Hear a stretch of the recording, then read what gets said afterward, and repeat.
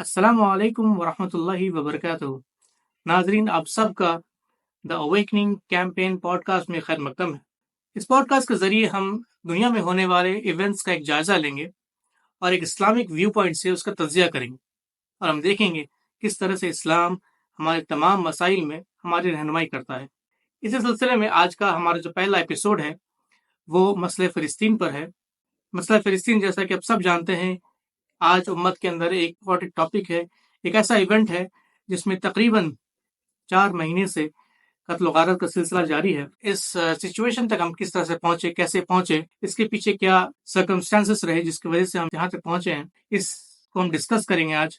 और इसको डिस्कस करने के लिए आज हमारे साथ फजल रहमान भाई हैं और असद भाई हैं। अस्सलाम वालेकुम वरहमतुल्लाहि वबरकातुहू।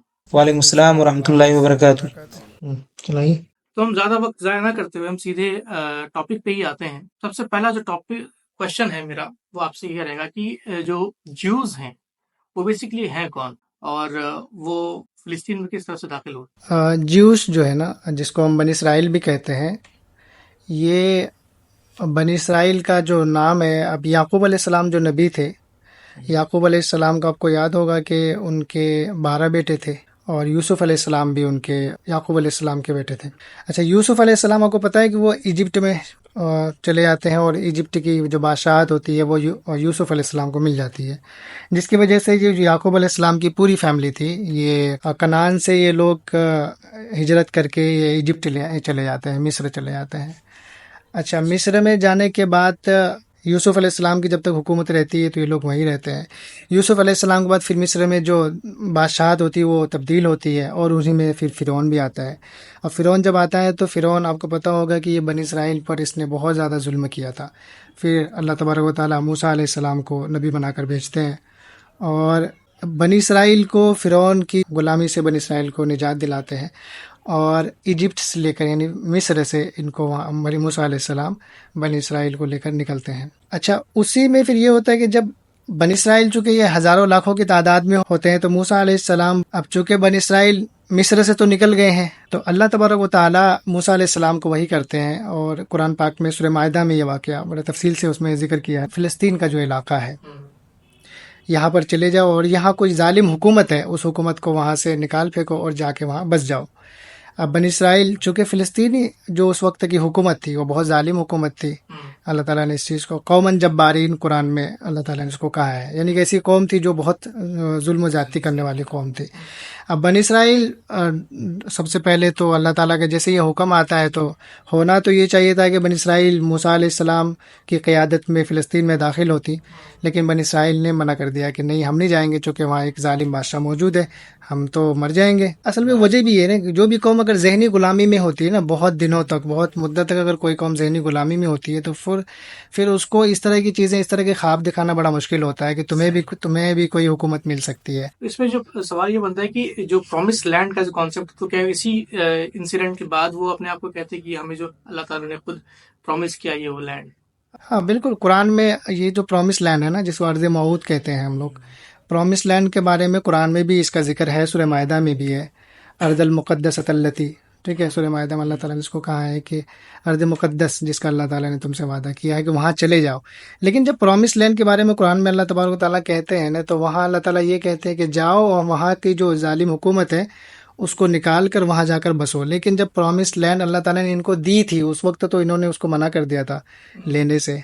तो फिर अब ये इनका जो किसी किस्म का कोई भी क्लेम नहीं बनता है कि जो प्रॉमिस लैंड है वो हमें मिलना चाहिए, लेकिन वो वजह इसकी है, हुक्म की नाफरमानी की है। तो नाफरमानी करने के बावजूद फिर आप किस तरीके से दावा लेकिन कर इसके सकते हैं? साथ तो एक रीज़न ये भी है ना कि उस वक्त ये कौम मुसलमान थी। अगर हम कहें, इस कौम के अंदर नबी मूसा अलैहिस्सलाम आते हैं, नबी बनकर आते हैं। हाँ, उस वक्त अल्लाह ताला ने जो प्रॉमिस लैंड का जो अल्लाह ताला ने जो वादा किया है अर्ज़ मुक़द्दस का, तो उस वादे की जो बुनियाद है ना, वो असल में इस्लाम है। तुम मुसलमान हो और तुम्हारे पास नबी है, लिहाजा इस नबी की क़यादत में जाओ और तुम लोग जाकर वहाँ रहो, अल्लाह की इबादत करो थे। और जब नबी के पैरोकार थे तो उस वक्त जो नबी के पैरोकार को अगर कोई चीज़ अल्लाह ताला वादा करते हैं तो जाहिर सी बात है जो नबी के एक सच्चे पैरोकार होंगे तो वो वादा भी फिर उसी के लिए है, ना कि उनके लिए जिन्होंने नबियों को ही कत्ल किया है। वादा की जो बात की आपने वो इस लिहाज से है कि वो लोग नबी के पैरोकार थे और जो वो प्रॉमिस किसी रेस या किसी एथनिसिटी की बुनियाद पर नहीं है, जो कि आज वो क्लेम करते हैं अपनी ज्यूश आइडेंटिटी को लेकर के। वो ये कहते हैं कि तो ये वाली जो कॉन्सेप्ट जो आपने बताया कि वो प्रॉमिस अल्लाह सुब्हानहू व तआला ने उनको किसी खास वक्त पे किसी खास मकसद की वजह से किसी खास चीज को अचीव करने के लिए दिया था,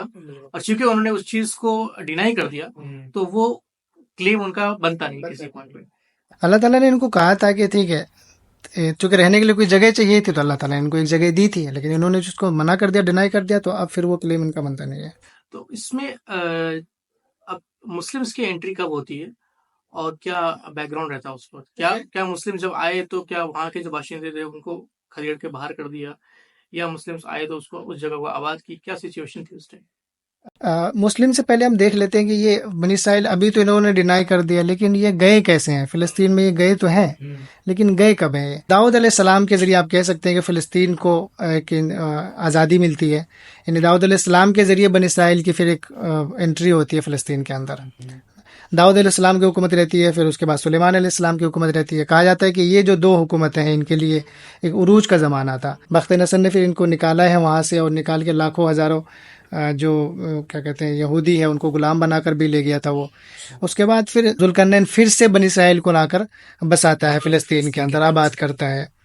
और जुल्करनैन के बाद आप कह सकते हैं कि फिर भी इनकी हुकूमत चली है, बनी इसराइल बहुत ज़्यादा फ्लरिश कर रहे हैं जुल्करनैन के बाद। उसके बाद इसी अरसे में काफ़ी नबी भी आए हैं, और उनमें से बहुत सारे नबियों को इन्होंने कत्ल भी किया है। बनी इसराइल इस सिलसिले में बहुत बदनाम रही है, और एक बदबख्त कौम इसको कह सकते हैं कि अल्लाह ताला ने कुरान में इनके बारे में बिल्कुल वाज़ेह किया है कि इन्होंने वयक़्तुलून नबिय्यीन, कि इन्होंने बहुत सारे नबियों को कत्ल किया है। दो चार नाम तो यही कि ज़करिया अलैहिस्सलाम को इन्होंने कत्ल किया है, उनके बेटे यहया अलैहिस्सलाम को कत्ल किया, ईसा अलैहिस्सलाम को फांसी देने की कोशिश की है। अच्छा, यही वजह थी कि फिर जो टाइटस रूमी था 70 ईस्वी में, टाइटस रूमी ने दोबारा से इनको फिर फ़िलिस्तीन से इसको निकाला है, खदेड़ के निकाला है बनी इसराइल को। तो ये तो पूरा इनका रहा है ज़माना। ये मतलब ये एंट्री इनकी तो हुई है फ़िलिस्तीन में, इनका एक टाइम तक एक अरसे तक इनका कब्ज़ा भी रहा है, लेकिन वो कब्ज़े की बुनियाद वो इस्लामी थी। तो जैसे जो सवाल मेरा रहता है कि तो इसमें मुस्लिम्स की एंट्री उसके फ़ौरन बाद होती है या कुछ दौर वो क्रिश्चियंस के अंडर रहता है? क्या सिचुएशन है?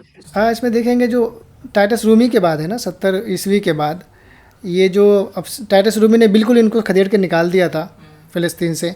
उसके बाद ये अलग अलग जगहों पे जाकर बस गए थे। अब वहीं देखेंगे तो फिर मदीना में भी आ गए थे ये। नबी करीम सल्लल्लाहु अलैहि वसल्लम जब आए हैं तो हिजाज़ के इलाके में काफ़ी यहूदी बसे हुए थे। वजह उसकी ये थी टाइटस रूमी ने इनको वहाँ से निकाला था, तो ये हिजाज़ की तरफ भी आ गए थे। अच्छा, ये जो इलाका रहा है, अब चूँकि टाइटस रूमी ने जब इस फ़िलिस्तीन को अपने अंडर में लिया है तो फिर ये ईसाइयों के पास ही रहा है टाइटस रूमी के बाद। तो फिर हज़रत उमर रज़ी अल्लाह तआला अन्हु के ज़माने में 600 आप कह सकते हैं कि 37 और 38 ईस्वी में आकर हज़रत उमर ने इस इलाके को फिर से फ़तह किया। वो फ़तह करने का ऐसा नहीं है हज़रत उमर ने उस पर अटैक किया था और उनको बहुत ज़बरदस्ती उनको छीना था, नहीं, बल्कि हज़रत उमर जब मुस्लिम अफवाज वहाँ जाती है तो जो ईसाई वहाँ के होते हैं उन्होंने खुद ही हथियार डाल दिए, और बाकायदा उन्होंने हज़रत उमर रज़ी अल्लाह तआला अन्हु से ये ट्रीटी वगैरह इस तरह की कि आप हमें ये चीज़ें अशोर करें कि जो यहूदी है वो यहाँ नहीं रह सकते, चूँकि उनकी असल दुश्मनी यहूदी ईसाइयों की जो दुश्मनी है बहुत पुरानी है, ठीक है। वो तो अभी उन्होंने अपना कॉम्प्रोमाइज़ और सेटलमेंट किया हुआ है मुसलमानों के ख़िलाफ़, वरना असल जो है ना वो आपस में बहुत ज़बरदस्त दुश्मनी उनकी, चूँकि उन्होंने तो ईसा अलैहिस्सलाम को कत्ल करने की कोशिश की है। तो मुसलमानों की एंट्री हज़रत उमर रज़ी अल्लाह तआला अन्हु के ज़माने में, जब मुस्लिम अफवाज फ़लस्तीन वगैरह को फ़तह करती है, तो हज़रत उमर रज़ी अल्लाह तआला अन्हु के ज़माने में ये मुसलमानों के अंडर में आती है, और ये इलाका फिर मुसलमानों के अंडर में ही रहता है। और फिर कुछ टाइम तक 80-90 सालों के लिए जब क्रूसेडर्स जब आए हैं तो उन्होंने फिर इनको 80-90 सालों के लिए फिर ये ईसाइयों के कब्ज़े में चला जाता है, लेकिन फिर उसके कुछ ही अरसे बाद सलाहुद्दीन अय्यूबी रहमतुल्लाह अलैह के ज़माने में इसको फिर से वापस मुसलमानों के अंडर में आ जाता है। ये तकरीबन मुसलमानों के अंडर ये up until the creation of Israel in 1948 वो मुसलमानों के अंडर रहता है। लेकिन एक बहुत ही इम्पोर्टेंट, बहुत ही एक हिस्ट्री में, तारीख में एक ऐसा इवेंट, एक ऐसा मूवमेंट स्टार्ट होता है जो यहूदियों को, इस कम्युनिटी को दोबारा उस ज़मीन में इस्टेब्लिश करने की कोशिश करता है, वो ज़ायनिस्ट मूवमेंट। उस ज़ायनिस्ट मूवमेंट का बैकग्राउंड क्या था और उसका क्या रोल रहा इस क्रिएशन ऑफ इजराइल में? देखिए, ज़ायनिस्ट जो ज़ायनिस्ट है ना, एक तो है कि जिसको हम जुडाइज़म कहते हैं, एक ज़ायनिज़्म है। तो जो यहूदी असल में है ना, तो जो ऑर्थोडॉक्स और कंजर्वेटिव यहूदी है, यहूदी जो है कौम, ये तो मेरे ख्याल से 7-8% ही है। अभी भी अमेरिका वगैरह में जो है ये 7-8% ही है, ज़्यादा नहीं है। असल यहूदी जो है, इवन इसराइल में भी ये 7-8% में ही है। ये जो ज़ायनिस्ट है ना, असल में इन्होंने इसका एक एडवांटेजेस इसको लेने की कोशिश की है उन्होंने। ये जब देखा कि भाई यहूदी पूरी दुनिया में भटक रहे हैं, कोई एक भी इसका मुल्क नहीं है, स्टेट नहीं है, तो ये 1870-80 के करीब है ना, एक मूवमेंट स्टार्ट होता है जिसको आप लवर्स ऑफ जायन करके कहा जाता है। तो वो जो मूवमेंट स्टार्ट होता है और उसको जो एक तरीके से एक सबसे बड़ा सपोर्ट मिलता है ना, वो मिलता है थियोडोर जो हर्जल आता है, इसको लीड करता है, तो इसको बहुत ज़्यादा इस मूवमेंट को सपोर्ट मिलता है। अच्छा, हर्जल ये वही इंसान था जिसने ज्यूस स्टेट करके 1896 में इन्होंने वो किताब लिखी थी, जिसमें ये पूरा एक कॉन्सेप्ट दिया था कि कैसे एक ज़ायनिस्ट स्टेट एक कैसे होगा और कहाँ कायम होगा और कैसे कैसे क्या होगा। अच्छा, उसमें ये पूरा इलाका जो था, ये अभी मिडिल ईस्ट का जहाँ भी इसराइल है, इसका पूरा मैप वो देता है। कि एक परसिक्यूशन भी था जो यूरोप के अंदर था, और वो चाहते थे कि हमारे एक स्टेट हो जहाँ पर हमारी एक अपनी आइडेंटिटी हो, और जो क्राइसिस में थे वो, और इवन जो यूरोपियंस थे जिन्होंने इस चीज़ को सपोर्ट किया, वो एक तरह से चाहते थे कि वो जो जो जूविश प्रॉब्लम है उनके यहाँ पर, वो ऐसे चले जाए, टल जाए, और उसका एक दूसरी तरीके से उनको इस्तेमाल किया। तो जो ज़ायनिस्ट मूवमेंट है, तो बेसिकली हम ये समझ सकते हैं, जैसे कि आपने बताया कि पॉलिटिकल मूवमेंट था, जिसको एक जूविश रिलीजियस चोगा पहनाया गया और लोगों का एक पब्लिक ओपिनियन क्रिएट किया गया, कि ताकि वो पब्लिक ओपिनियन से उनका जो रेटरिक था कि हम इसराइल क्रिएट करेंगे वहाँ पर, वो उसको एक्सेप्टेबिलिटी मिले और उनको पॉलिटिकल सपोर्ट मिल सके। लेकिन जैसे ही ये मूवमेंट शुरू होते हैं, दोबारा वो जो है ना उस इंडिजिनस लोगों को निकाल करके एक दूसरा स्टेट कायम करने की कोशिश की जाती है, तो एक बहुत ही डिस्ट्रप्शन और एक कॉन्फ्लिक्ट जोन बन गया हो तब से। तो जो मेन इवेंट्स थे जिसकी वजह से वो सारा चीज़ें डेवलप हुई, उन मेन इवेंट्स को थोड़ा सा हाईलाइट करें इसके बारे में।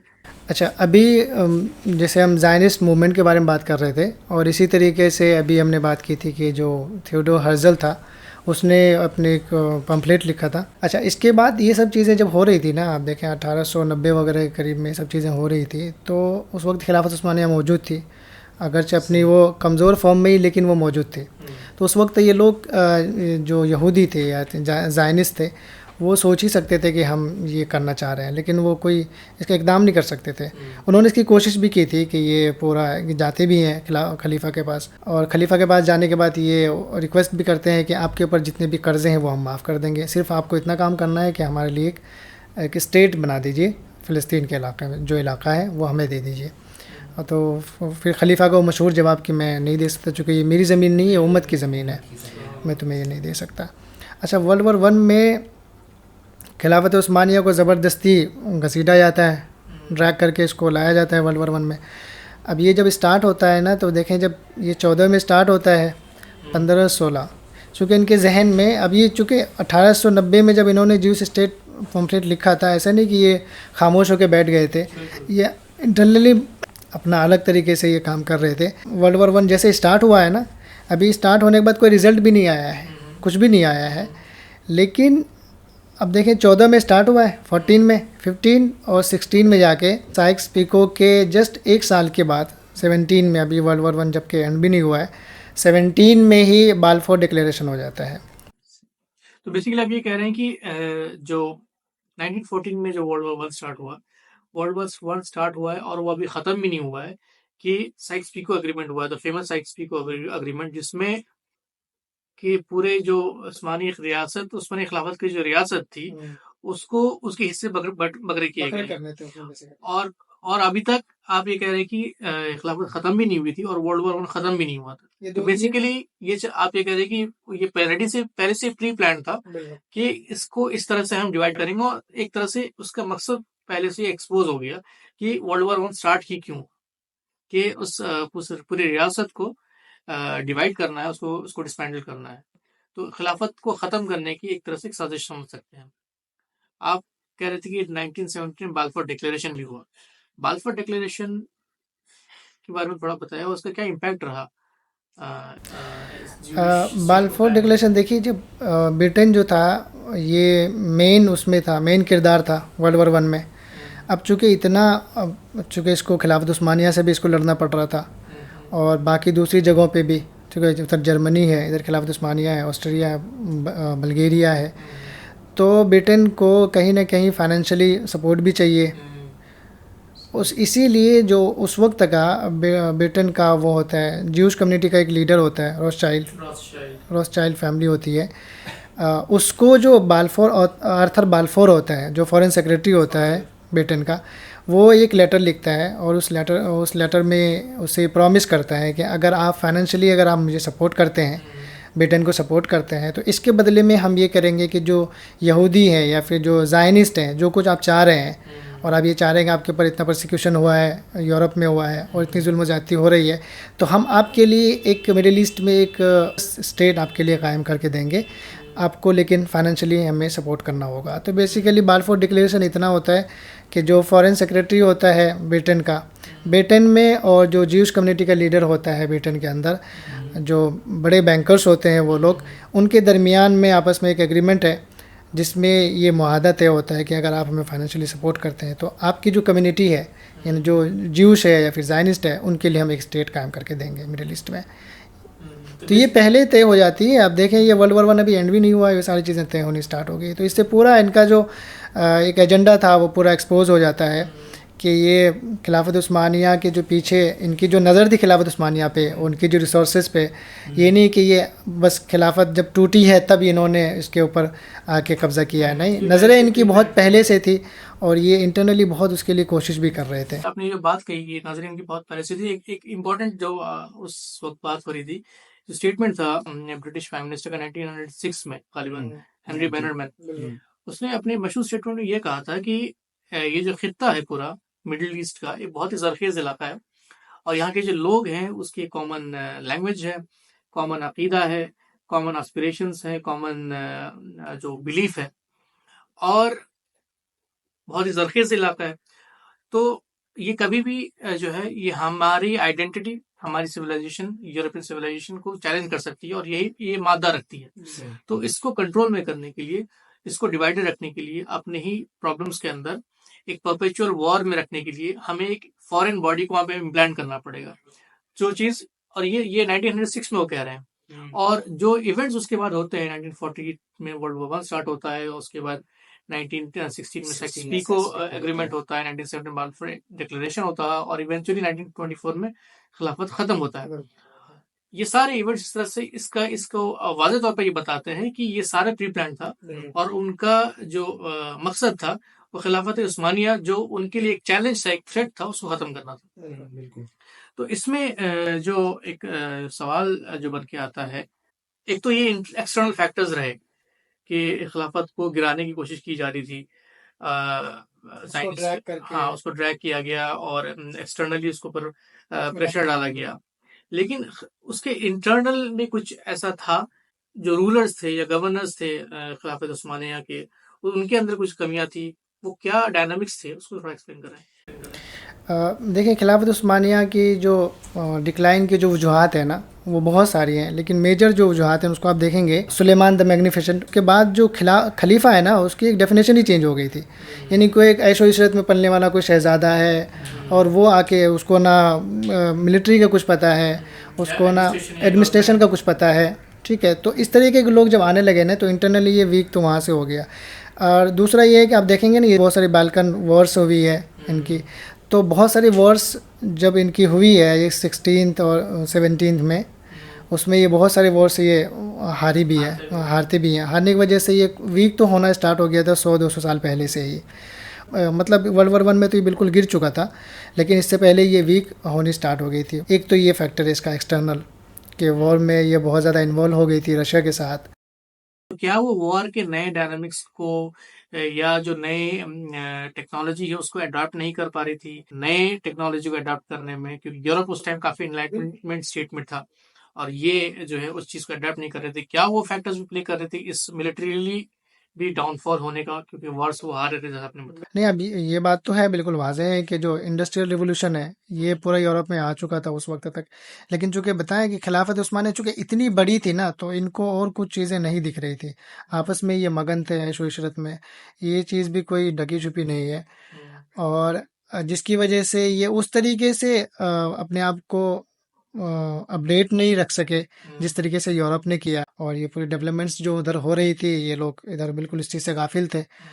तो इसी वजह से तो मिलिटरीली भी इनकी जो पूरा टेक्निक थी वो पुरानी थी, और उनकी सारी जो चीज़ें आ रही थी वो नई नई आ रही थी। इस वजह से ये वॉर भी हार रहे थे। और दूसरी चीज़ ये है कि सिर्फ एक्सटर्नल ही नहीं, बल्कि अगर आप देखेंगे अरब का पूरा इलाका है जो जजीरतुल अरब है, तो ब्रिटेन या इस तरीके से यूरोप कह लीजिए, वेस्ट, ये इधर भी काम कर रहे थे। इधर ये कर रहे थे कि जो अरब है, अरब के अंदर अपने लोगों को बिठाकर और पैसों के ज़रिए, मालो दौलत के ज़रिए इनके अंदर वो नेशनलिज्म की एक बीज डाल रहे थे। ये जैसे एक नाम आता है शरीफ हुसैन मक्का का। ब्रिटेन ने असल में अपना एक आदमी भी इसी वजह से छोड़ा हुआ था, लॉरेंस ऑफ अरेबिया।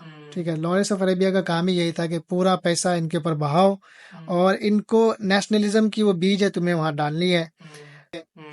तो लॉरेंस, ताकि वो अलग कर सके अरब्स को और उस्मानी खिलाफत से, जो कि बेसिक। चूंकि सबका अकीदा एक था ना, एक्सटर्नली कितने भी वो लोग अटैक कर देते, लेकिन चूंकि ये इतनी बड़ी थी ना, इतनी आसानी से वो इतना जल्दी इसको कैप्चर नहीं कर पाते थे, जिसकी वजह से वो इंटरनली भी गेम खेलते हैं। वो अपना आदमी बाकायदा इंस्टीट्यूट्स वगैरह कायम करते हैं, जो बेरूत का institute, American institute of Beirut, वहाँ इन्होंने कायम किए। और लॉरेंस ऑफ अरेबिया को बाकायदा पूरे अरब में इसी काम के लिए छोड़ा हुआ था इन्होंने। वो ये करता कि अलग अलग कबीले के लोगों से, सरदारों से मिलता था, उनको ये कहता था आप तो सैयद हैं, ऊपर से अरब भी हैं, तो आप क्यों इनकी महकूमी में रह रहे हैं, कि ये तो आजमी भी है और इनके अंदर देखो ये फला फला खराबियां भी आ गई है। तो एक काम करें कि आप हमारा साथ दीजिए और हम खिलाफत को तोड़ देते हैं, तोड़कर आपको पूरा ये जो जजीरतुल अरब है, पूरा अरब का इलाका, इसका एक अलग से किंगडम बना के हम आपको दे देंगे। अच्छा, एक चीज और भी है जो सबसे ज्यादा जो कमजोर हुई है जहाँ से उस्मानी खिलाफत, वो तंजीमात के जरिए भी है। इसी दरमियान में बहुत सारी चीजें आई जो मतलब ऐसे ऐसे कवानीन इनके लिए लाए गए जो डायरेक्ट इस्लाम से कॉन्ट्रडिक्ट कर रहे थे सारे कवानीन। तो उस वक्त इस मतलब खिलाफत उस्मानिया को इज्तिहाद करने की जरूरत थी, वो ना करके बल्कि वो उस कवानीन को वो ला रहे थे ज़ाब्ता।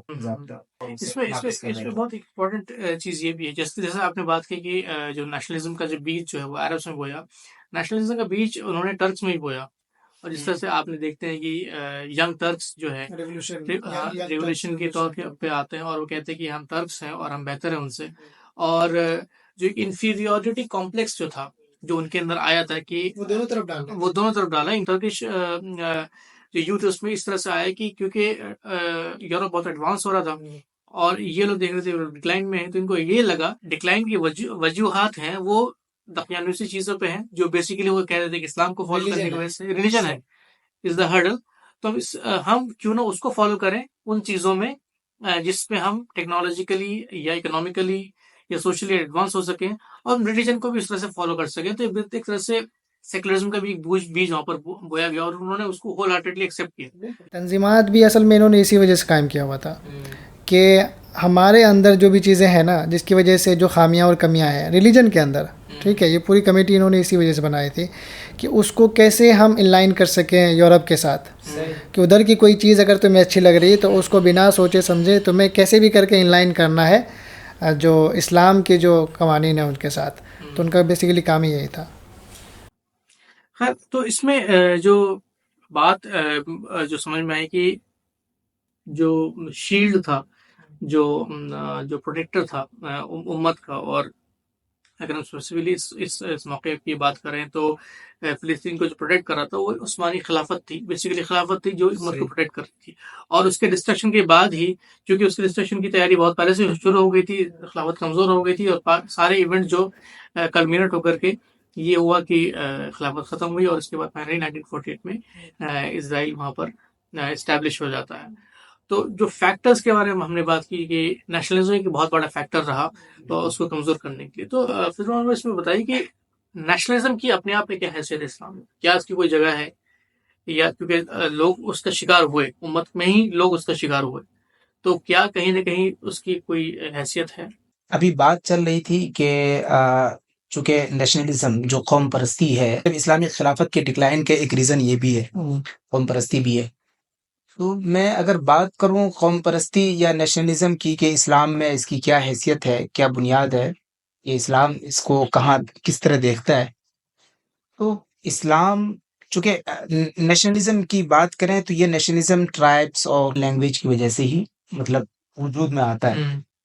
लेकिन अल्लाह के नबी सल्लल्लाहु अलैहि वसल्लम आप देखें ये अच्छा ये ऐसा नहीं है कि ये कोई मतलब नई नई चीज है। चीज है, ये बहुत पुरानी चीज है। ये अल्लाह के नबी सल्लल्लाहु अलैहि वसल्लम के मबऊस होने से पहले भी अरब के अंदर ये चीजें मौजूद थी, जिसमें से आप जानते हैं कि कई बड़े बड़े कबाइल थे जिनके अंदर आपस की लड़ाइयाँ थी, वैसे बेस ठीक है, और उसके दरमियान में मतलब ऐसी ऐसी लड़ाइयाँ हुई, छोटी छोटी चीजों पर लड़ाई हुई और जो 30-30 साल तक 40-40 साल तक वो लड़ाई चली है। तो अल्लाह के नबी सल्लल्लाहु अलैहि वसल्लम जब आते हैं तो अल्लाह के नबी सल्लल्लाहु अलैहि वसल्लम जाहिर है अल्लाह के नबी सल्लल्लाहु अलैहि वसल्लम रहमतुल लिल आलमीन है और वो नबी बनाकर मबूस किए गए हैं, तो हर चीज पर उनकी नजर है और हर चीज को वो देख रहे हैं। तो ये नेशनलिज्म जो था, कौम परस्ती जो थी, असबियत जो थी लोगों के अंदर भरी हुई थी, तो असबियत के ऊपर अल्लाह के नबी सल्लल्लाहु अलैहि वसल्लम ने काफी चोट की है। कुरान में अल्लाह तबारक व तआला इरशाद फरमाते हैं कि या अय्युहन्नास इन्ना खलकनाकुम मिन ज़करिन व उन्सा वजअलनाकुम शुऊबन व क़बाइल लितआरफू इन्न अक्रमकुम इंदल्लाहि अतकाकुम इन्नल्लाहा अलीमुल खबीर। फरमाते हैं कि मैंने जो तुम लोगों को मतलब कबाइल में बांट रखा है वो इस वजह से नहीं है कि वो कोई एक दूसरे पर फख्र करे, ठीक है, फखरिया कहे कि मैं इस कबीले से हूँ, मैं इस खानदान से ताल्लुक ठीक है, मैं इस जगह से ताल्लुक रखता हूँ, ऐसा नहीं है, बल्कि ये सिर्फ एक पहचानने का जरिया है। बाकी अल्लाह के नजदीक जो सबसे ज्यादा मुहतरम है, जो सबसे ज्यादा परहेजगार है, वो सिर्फ उसके तकवे की बुनियाद पर है। एक बहुत मशहूर हदीस है जिसमें अल्लाह के नबी सल्लल्लाहु अलैहि वसल्लम फरमाते हैं ला फضل लिअरबिय्यिन अला अजमिय्यिन वला लिअजमिय्यिन अला अरबिय्यिन वला लिअस्वद अला अला अब्यद वला लिअब्यद अला अस्वद इल्ला बित्तक़वा। अल्लाह के नबी सल्लल्लाहु अलैहि वसल्लम फरमाते हैं किसी आजमी को किसी अरबी पर या किसी काले को किसी गोरे पर कोई फख्र मतलब फौकियत हासिल नहीं है। अगर किसी को फौकियत हासिल है, किसी की फजीलत है, तो वो सिर्फ तकवे की बुनियाद पर है। अच्छा, ये चीज़ें हुज़ूर सल्लल्लाहु अलैहि वसल्लम आप देखेंगे जो फजलरमान भाई जो हदीस बता रहे हैं कि आप ये हदीस हजरतुल विदा के मौके पे है, उनकी जड़ें इतनी मजबूत थी कि आखिर आखिर तक भी ये चीज़ें एग्जिस्ट करती थी। हम ये समझ सकते हैं कि इसकी कोई हैसियत नहीं इस्लाम में, इस लिहाज से कि कोई एक दूसरे पर फख्र करे। जैसे यहाँ पर हमने इस कॉन्टेक्स्ट में हमने देखा कि लोग जो है अरब्स अपने आप पर फख्र कर रहे थे कि हम बेहतर हैं, उस तरह से टर्क्स अपने आप पर फख्र कर रहे थे कि हम बेहतर हैं, और वही चीज़ है जो तफरका डालती है और इवेंचुअली जो है इस उम्मत को तोड़ देती है। इसमें अल्लामा इकबाल रहमतुल्लाह अलैह का एक शेर बहुत फेमस शेर है, इन ताज़ा खुदाओं में बड़ा सबसे वतन है, जो इसका पैरहन है वो मजहब का कफन है। जबकि इस्लाम तो इसके बरखिलाफ है। नेशनलिज्म ने बहुत ज़्यादा बहुत आप बड़ा कह सकते हैं कि खिलाफत उस्मानिया के आप मेन वजूहात आप उसको लिस्ट कर लें, लेकिन नेशनलिज्म सबसे ऊपर रहेगा, सबसे ऊपर रहेगा। क्योंकि ये जो वेस्ट था तो वेस्ट ने दोनों तरफ नेशनलिज्म का गेम खेला है, टर्क में भी और अरब में भी। इसमें एक और सवाल उम्मत इस्लामिया क्या है ना, उम्मत इस्लामिया क्या है, वो उम्मत इस्लामिया सिर्फ एक अकीदे की बेस पर एक जगह जमा होती है, ठीक है, एक अकीदा है, एक अकीदे की बेस पर, इसके अलावा कुछ भी नहीं है, कोई बाउंड्रीज नहीं है, कोई हदूद नहीं है। इसलिए अल्लाह के नबी सल्लल्लाहु अलैहि वसल्लम की वो एक और मशहूर हदीस है जिसमें फरमाते हैं कि अल-मुअमिनु का रजुलिन वाहिद इज़ा इश्तकत ऐनुहु तअल्लम जसदुहु कुल्लु, ठीक है, कि एक मोमिन जो है वो मतलब दूसरे मोमिन के लिए एक जैसे जसद वाहिद की तरह है, यानी एक आपके बॉडी के किसी पार्ट में कोई दिक्कत आती है, कोई परेशानी आती है, तो पूरी बॉडी जो है दर्द करती है, तो वो उस तरह है। तो ये चीज़ तो काफ़ी वाज़े कर दी आपने। दूसरी एक चीज़ जो हमें समझ में आती है कि जो लीडरशिप है, इस्लामिक लीडरशिप, उसमें जो हम फ़िक़ही तौर पे देखें या हिस्टोरिकली भी देखें, तो एक स्ट्रक्चर जो है वो खिलाफत का ही स्ट्रक्चर है जो उम्मत को प्रोटेक्ट करती है और उसके मातहत रह करके ज़िंदगी बसर करते हैं मुसलमान और अपनी इस्लामिक वे ऑफ लाइफ को जीते हैं। तो क्योंकि आज वो हम नहीं देख रहे हैं और हमने ये भी देखा जो इवेंट्स गुजरे उसकी वजह से ही जो इस खिलाफत गिरी और उसके वजह से जो स्टेट ऑफ इसराइल कायम हुआ और उसके बाद जो आज तक परेशानी है, और सिर्फ इसराइल में नहीं या फिलिस्तीन में नहीं बल्कि तमाम उम्मत में ही ये एक एक ऐसे दौर से गुजर रहे हैं हम जहाँ का एक डाउनफॉल कह सकते हैं मुसलमानों का है, तो उसकी इम्पोर्टेंस क्या है? खिलाफत का रोल हमेशा से है। इसके अलावा आजकल का जो सबसे फेमस वो कोट होता है कि मजहब को सियासत से दूर रखा जाए। दरअसल ये मजहब को सियासत से दूर रखने की बात जो थी वो असल में यूरोप का एक मतलब स्लोगन है, ठीक है, यूरोप का स्लोगन है जिसको लोगों ने अपना लिया है। बल्कि इस्लाम ऐसा नहीं है। इस्लाम एक मुकम्मल दीन है, इस्लाम एक मुकम्मल निज़ाम हयात का नाम है, ठीक है। इस्लाम एक पूरा होल सिस्टम देता है लोगों को ज़िंदगी गुज़ारने का, और हर चीज़ के अंदर, सिर्फ़ ऐसा नहीं कि आप नमाज़ के अंदर, रोज़े के अंदर, ऐसा नहीं, ज़कात, इकोनॉमिकल, हर चीज़ के अंदर इस्लाम एक मुकम्मल निज़ाम है, इस्लाम एक मुकम्मल निज़ाम देता है। इसलिए अल्लाह तबारक व तआला कुरान करीम के अंदर इरशाद फरमाते हैं कि वनज़्ज़लना अलैकल किताब तिबयानन लिकुल्लि शै व हुदन व रहमा व बुश्रा लिल मुस्लिमीन। इस जुमले के अंदर जो तिबयान है, तिबयान ये बताता है कि इस्लाम ऐसा नहीं है कि सिर्फ़ पर्टिकुलर किसी एक चीज़ के लिए है, ठीक है? ये हमेशा के लिए है, और इसके अंदर हर चीज़ की तशरीह मौजूद है, और रहती दुनिया तक जब लोग आएँगे तब के लिए इसके अंदर, इस कुरान के अंदर रहनुमाई मौजूद है। इसके अलावा अभी जिस चीज़ का फुक़दान है, जो मतलब जो परेशानियाँ हैं आलम इस्लाम पर, और जो मुस्लिम कंट्रीज़ में जो परेशानियाँ हैं अभी जो उभर रही हैं, वो सिर्फ़ इस वजह से है कि हमारे पास कोई भी एक लेजिटिमेट खिलाफत नहीं है, या कोई खलीफा नहीं है, कोई ऐसा शख्स नहीं है जो इस्लामी कवानीन और इस्लामी अहकाम के मुताबिक हमारे ऊपर हुकूमत कर सके या उसका निफाज कर सके। इसका हमारे दरमियान में फुक़दान है। जबकि एक तरफ आप देखें कि ये कितनी बड़ी अहम मतलब अहमियत रखती है अपने अंदर खिलाफत, कि अल्लाह के नबी सल्लल्लाहु अलैहि वसल्लम का इंतकाल हो जाता है, 3 रात तक तदफीन नहीं होती है, और इस बात पर मंथन करते हैं सारे सहाबा। जबकि एक तरफ देखें कि तदफीन भी करना, मैयत की तदफीन करना भी फर्ज है, ठीक है। तो एक तरफ वो एक फर्ज को छोड़कर दूसरे फर्ज की तरफ लगे रहते हैं जब तक कि कोई अमीर या कोई खलीफा मुंतखब नहीं कर लिए जाते हैं। और ये अल्लाह के रसूल सल्लल्लाहु अलैहि वसल्लम की, हाँ, अल्लाह के नबी सल्लल्लाहु अलैहि वसल्लम।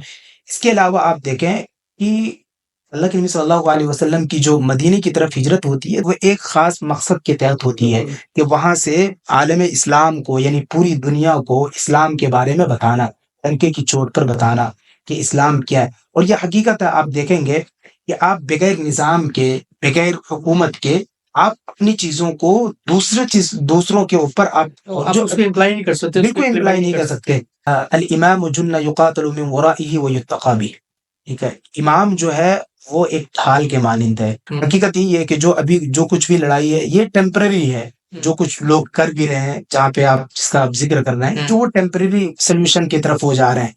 और अगर यहीं पे अगर इमाम होते, खलीफा होता, तो वो टेम्पररी सोल्यूशन की तरफ नहीं जाते, बल्कि वो रूट कॉज को देखते और उसी को इरेडिकेट करने की हुक्म शरई से उसका फैसला करते, हुक्म शरई से उसका फैसला करते। जाहिर है 57 कंट्रीज हमारी है, ममालिक है। इसके बजाय एक सिंगल अगर लीडरशिप होती तो वो बेहतर होता है, ये बेहतर है। खैर ये बेहतर है या नहीं है तो वो तो भी एक्सपोज हो चुके हैं सबके सब, कितना बेहतर ये है, ठीक है। क्योंकि जब वही है ना, नेशनलिज्म, जब आप नेशनलिज्म की बुनियाद पे जब आप फैसले करते हैं तो सबसे पहले आप अपनी कौम को देखते हैं, अपनी एक ख़ास टेरिटरी में रह के आप अपने मफाद को एक सर्व करने की कोशिश करते हैं।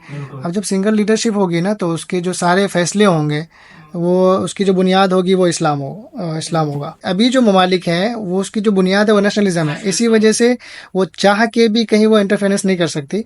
वजह उसकी ये है कि वो अपने, सबसे पहले उनके जहन में आएगा कि नहीं, अगर मैंने ऐसा कुछ किया तो वो मेरी कौम के ऊपर या मेरी पावर पे, मेरी लीडरशिप पे बात ना आ जाएगी। लेकिन उस वक्त अगर सिंगल लीडरशिप होगी तो वो सिर्फ वो अपनी कौम एक ख़ास टेरिटरी के उसमें हदूद में रहकर वो नहीं सोचता है, नहीं सोचेगा एक खलीफा। वो आइडियोलॉजिकल भी होगी तो अपने आइडियोलॉजी के बेसिस पे अपने रूल्स निकालेंगे। बिल्कुल, आइडियोलॉजी जब इस्लाम होती है तो इस्लाम के जो अहकाम है वो तमाम मुसलमानों पे नाफिज होते हैं। बिल्कुल, और वो उसके बेसिस पे ही फैसला करे कि इक़दाम उठाने हैं, एक्सटर्नली हो चाहे इंटरनली। अगर फिलिस्तीनी के उस कॉन्टेक्स्ट में अगर आप देखेंगे ना, तो अभी अगर जितनी ममालिक हैं, आप देखें, बजाय इसके कि फिलिस्तीन को सपोर्ट करते वो इजराइल को सपोर्ट कर रहे हैं, अपना मफाद है उनका इसके पीछे।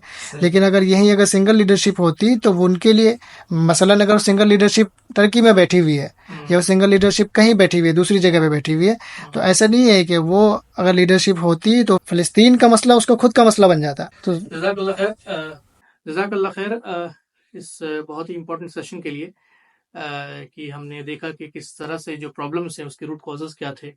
एक जैसे आपने बताया कि नेशनलिज्म भी बहुत इम्पोर्टेंट फैक्टर रहा, इंटरनल करप्शन एक बहुत इम्पोर्टेंट फैक्टर रहा, और जो इन्फीरियॉरिटी कॉम्प्लेक्स जो रहा मुसलमानों के अंदर एनलाइटनमेंट की वजह से यूरोप में, वो एक बहुत बड़ा इंपॉर्टेंट फैक्टर रहा। इसके अलावा जो एक्सटर्नल फैक्टर्स थे, वो जो यूरोपियन पावर्स थे, वो बहुत बड़ा इंपॉर्टेंट फैक्टर रहा, जिसकी वजह से जो लीडरशिप है मुसलमानों की वो ख़त्म हुई।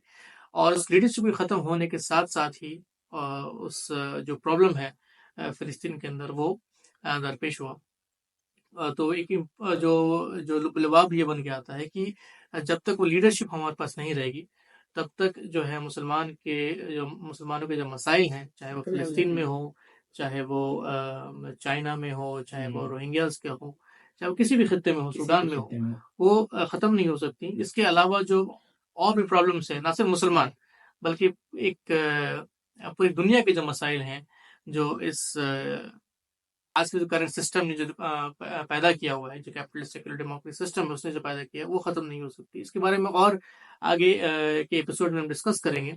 आज के लिए हम इसको यहीं प्रोग्राम को एंड करते हैं। आप सबका बहुत-बहुत शुक्रिया। प्लीज़ इस वीडियो को लाइक करें, शेयर करें, सब्सक्राइब करें और अपने व्यूज़ को अपने कमेंट सेक्शन में बताएँ। अस्सलामु अलैकुम व रहमतुल्लाहि व बरकातुहू।